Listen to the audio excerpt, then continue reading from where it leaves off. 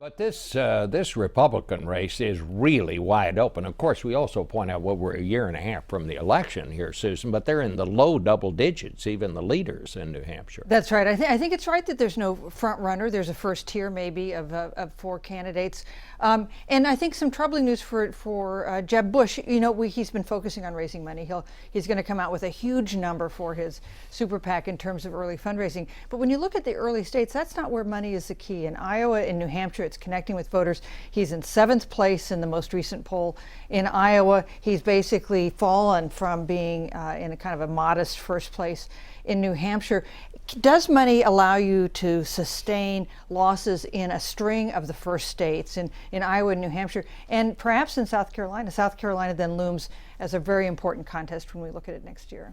Do you think Mike Huckabee is for real, Ron?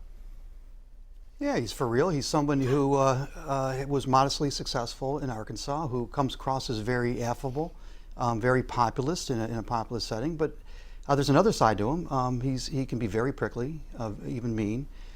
He's got severe, you just touched on it in your previous segment, ethical issues dating back to Arkansas and going to the current time. Well, talk a little bit about that because that was your story. You're the one that wrote that story. You said he was, downright, well, you didn't call him sleazy, but you said he supported some cheesy kind of... Cheesy is a word I use. Sleazy might be a synonym. No, I don't mean Look, that. I've known Mike Huckabee since before he got into politics, and I covered Bill Clinton in Arkansas, and I have a healthy respect for both of them, but I also know that they have great advantages and great disadvantages. And with Mike Huckabee, if you compare his conduct ethically in Arkansas to Bill Clinton's in Arkansas, what Mike Huckabee did would make the Clintons blush.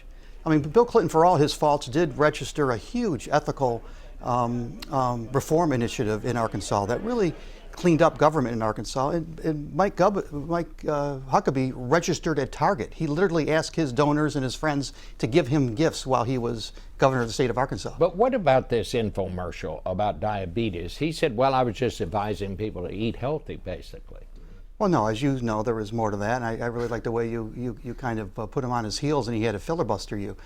He's endorsing, there are infomercials that are endorsing cures and treatments that no health agency supports.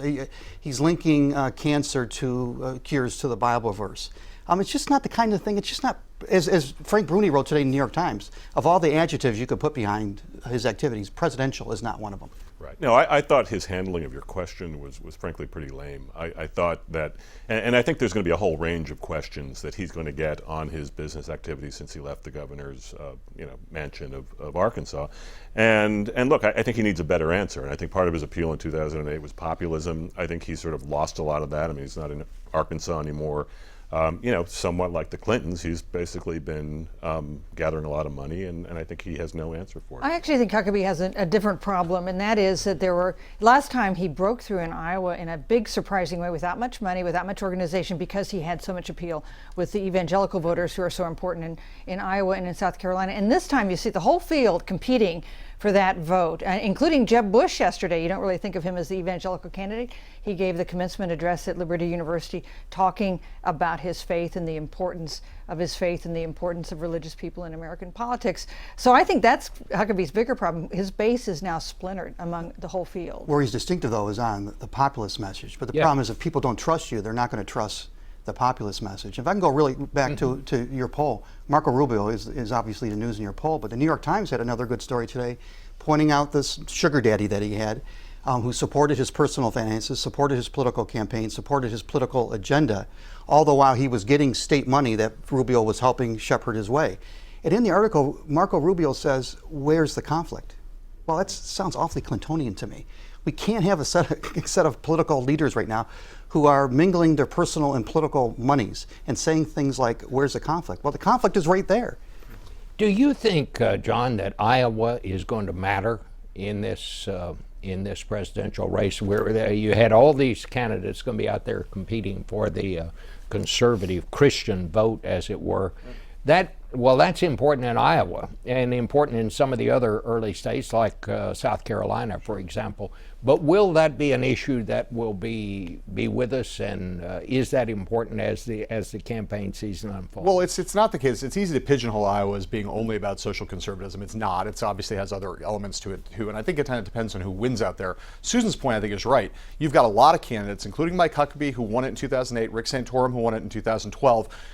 Scott Walker, Ben Carson, potentially Rick Perry. A lot of candidates competing for that far-right vote. If that vote splinters in Iowa and you end up with a more establishment candidate, say someone like Jeb Bush, who is not very strong in Iowa right now, but given a huge field all competing for social conservatives, a more centrist candidate or a more mainstream Republican candidate, a Bush or a Rubio, someone like that, if they come up and win in Iowa and that vaults them into a position where they might win New Hampshire or be in a strong position in South Carolina, Iowa could matter a whole lot.